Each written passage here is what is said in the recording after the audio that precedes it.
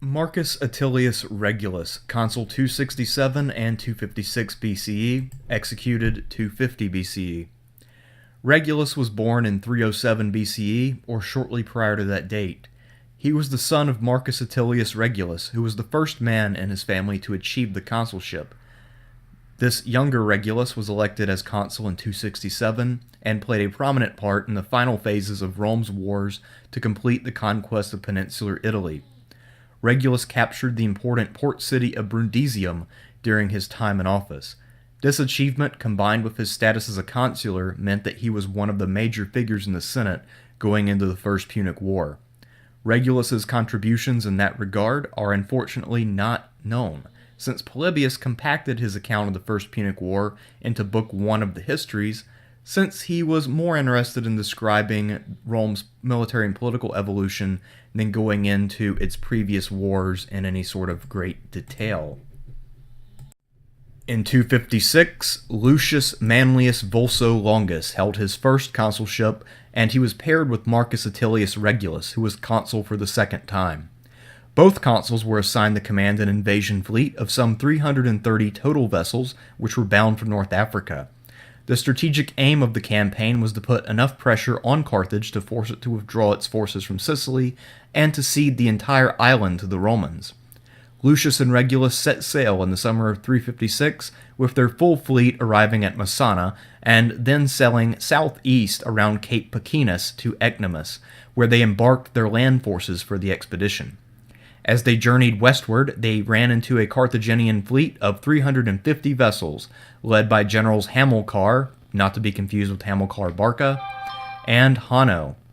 The ensuing clash is generally referred to as the Battle of Cape Ecnomus by modern historians, despite the lack of a firm geographical reference from Polybius. Diodorus Siculus, however, states that the battle took place near Heraclea Manoa, a Carthaginian naval stronghold. Krista Steinby has argued convincingly that the fact that Rome's horse transports were at sea and in motion is evidence that the Romans had already sailed from Ecnomus and were on their way west when they were intercepted.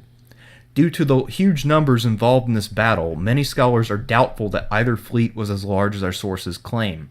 Some scholars have even proposed downsizing the estimate for each fleet to around 200 ships each.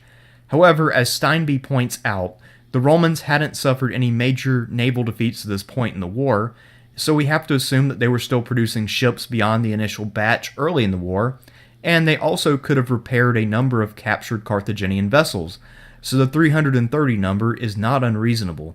As for the Carthaginians, we don't really know what their system of ship procurement or production was like, but it is well established that Carthage used its monetary might to raise large forces of mercenaries quickly, and it is not unreasonable to assume that they could have commissioned ships from foreign cities, especially Greek cities, and hired enough rowers to fill out their 350-ship force. Let's assume that these ship numbers are accurate, since there is no compelling reason to discard them. Polybius tells us that each Roman ship had 300 rowers and 120 marines, so their total force numbered some 140,000 men. He seems to make similar assumptions about the crew makeup on the Punic side, since he lists their total force as 150,000 strong.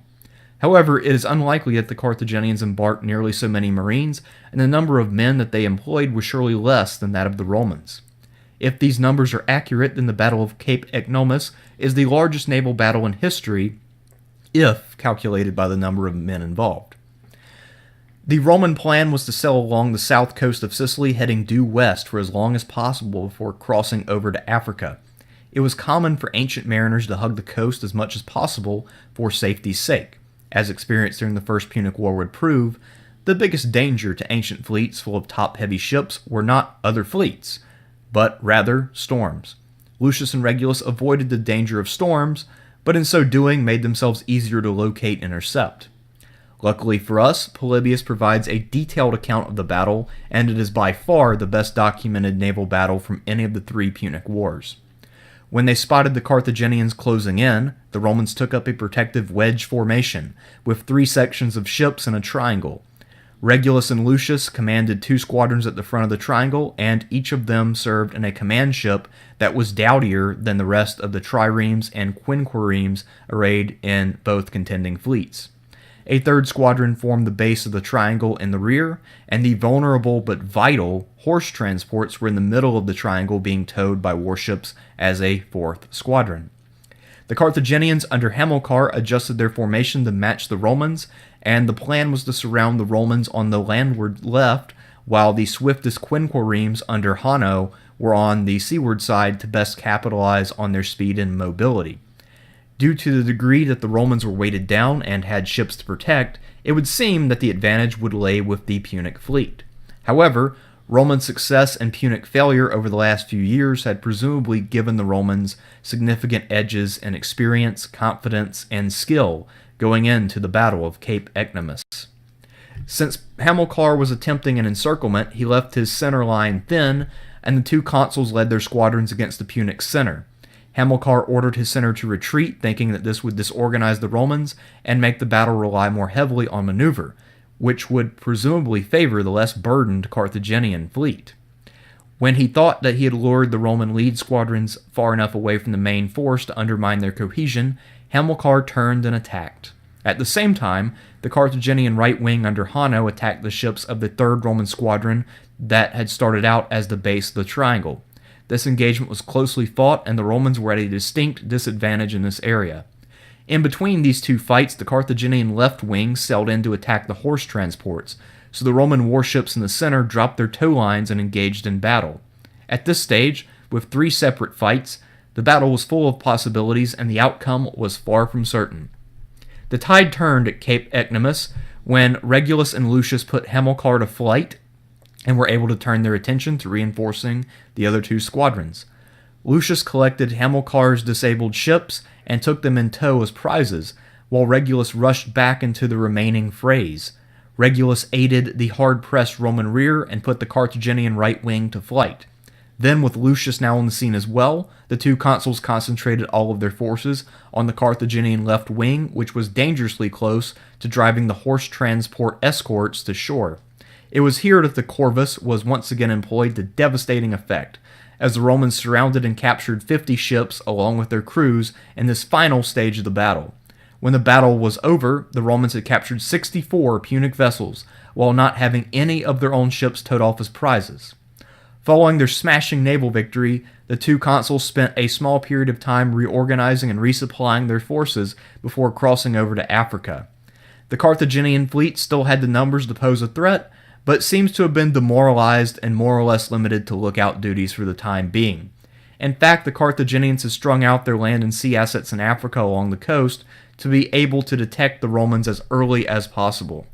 The Romans sent out an advance force of 30 ships, which reached Cape Bon to the east of Carthage. When the rest of the victorious fleet arrived, Lucius and Regulus decided to besiege the city of Aspis on Cape Bon. Beaching their ships, they dug a trench and erected a palisade, and then began to lay siege to the town. Carthage could only watch the siege of Aspis and did not have the time to consolidate their land forces in order to mount an effective opposition. The Romans captured Aspis relatively quickly, and then garrisoned the town and the surrounding countryside to secure the area as their primary base in Africa. While the 2 consuls awaited further instructions, they pillaged the surrounding countryside, coming away with great wealth, countless cattle from the rich Tunisian countryside, and 20,000 slaves. When Lucius left Africa in late 256, Regulus was left in enemy territory with a force numbering around 15,000 infantry and 500 cavalry. Africa, modern Tunisia, was a land where cavalry was more vital to battlefield success than mountainous Sicily.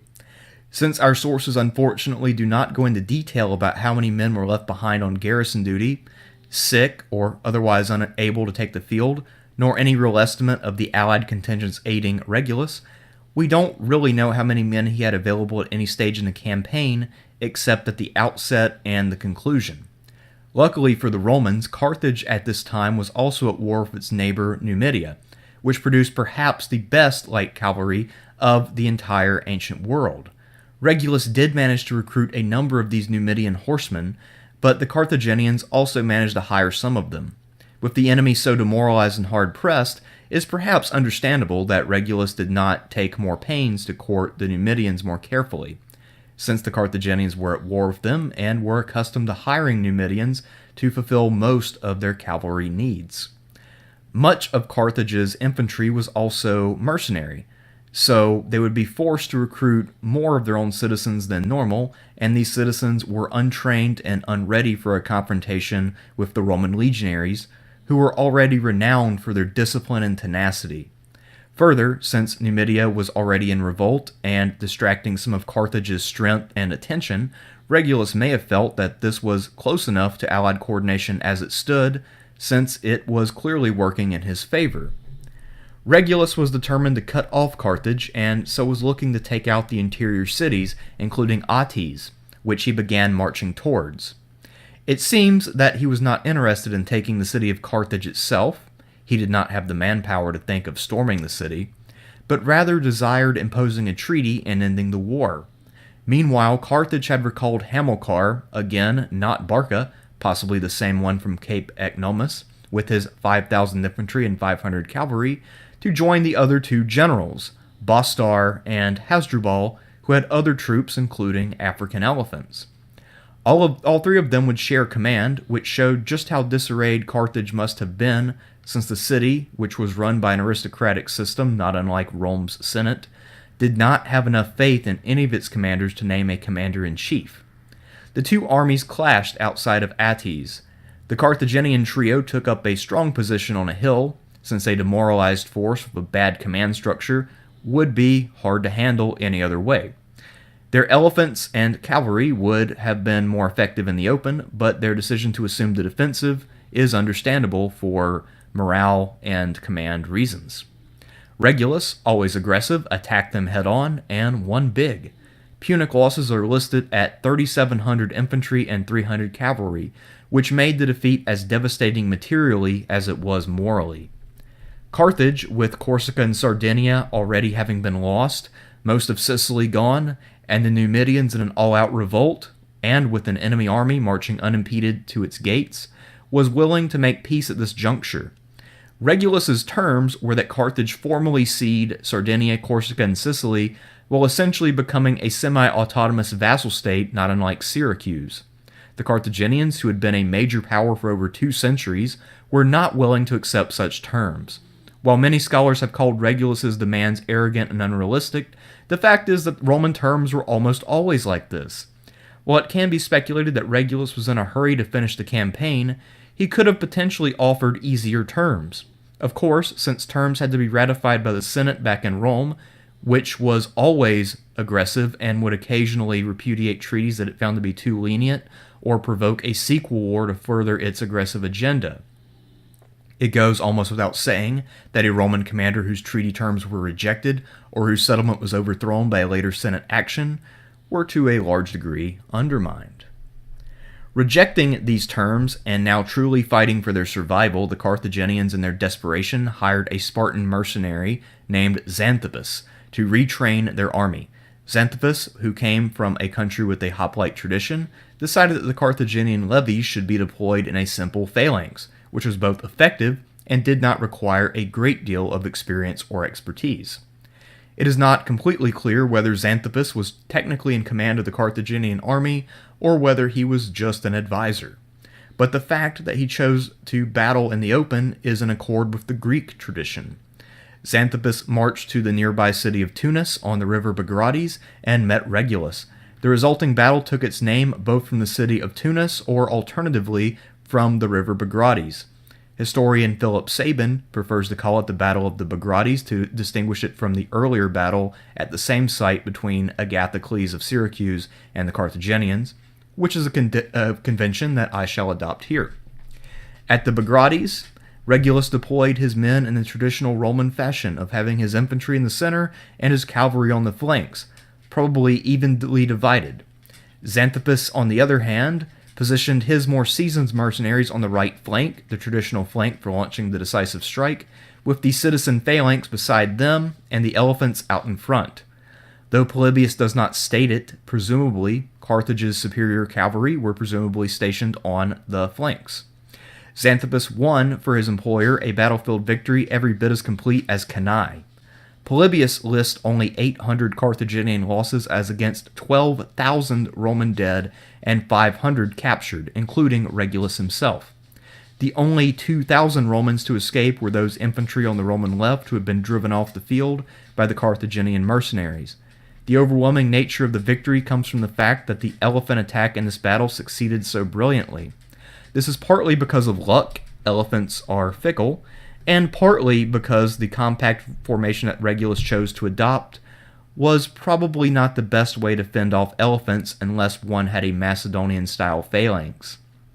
As a captive, Regulus proved that even if he was not a great general, he was a true Roman.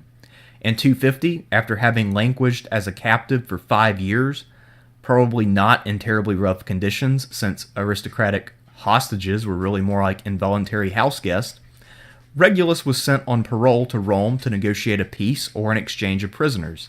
Instead of following his instructions, Regulus urged the Romans to fight on to victory, since he was sent following a great Roman victory at Panormus. When he willingly returned to Carthage, our sources are divided as to what happened. Polybius says that he was executed, but does not go into much detail. Diodorus, who as a Sicilian Greek absolutely despised all things Punic, oddly enough implies that Regulus, who was probably in his 60s by this time, died of natural causes. Roman authors like the poet Horace describe his death in graphic detail, but that may be partially the result of their desire to engage in literary exaggeration, and a product of the vehemently anti-Carthaginian tradition reinforced by the subsequent struggle against Hannibal and the need to vindicate the unprovoked utter destruction of Carthage in the 2nd century. Since the 18th century, scholars have been skeptical of the tales of torture surrounding Regulus, but suffice it to say here that while the truth is not clear, Regulus was still able to establish himself as a Roman hero for his upstanding conduct and his willingness to return to Carthage after violating the terms of his parole. Interestingly enough, while Regulus achieved undying fame as a virtuous Roman, his opponent Xanthippus had to flee Carthage in the time immediately following the Bagrades. The other commander there wanted to claim credit for the victory, and Xanthippus's continued presence was obviously a big impediment to that goal.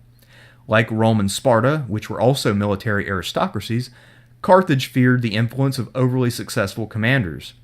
The rest of Xanthippus's career is unknown, even though his role in saving Carthage easily puts him in the top 3 Spartan generals of all time, beside Brasidas and Lysander. One of my old professors used to refer to Regulus in lectures as Irregulus due to his failure to prepare an adequate cavalry force for his campaign. While I think that this assessment is a bit harsh, it is not entirely without truth. The Battle of Aties was a fairly easy win for Regulus, since he had an army on the winning side facing a demoralized enemy, which was also disorganized and not well trained. His victory, therefore, can not be said to be a sign of military genius, but certainly a lesser general may still have found a way to snatch defeat from the jaws of victory. His defeat at the Bagrades shows that he was certainly not a good general. It could be the case that he was not a complete idiot, but that he was simply up against a commander in Xanthippus who was out of his league. A good deal of blame for the defeat also lies with the Senate for not ferrying over more reinforcements, particularly sorely needed cavalry. At the end of the day, it seems clear that Regulus's primary fault as a commander was a lack of creativity and adaptability. From our modern perspective, this makes him seem like a chest-thumping imbecile. But ancient Romans, down to at least the time of the Christian theologian Tertullian, invoked him as an example of honor and what it means to be truly Roman.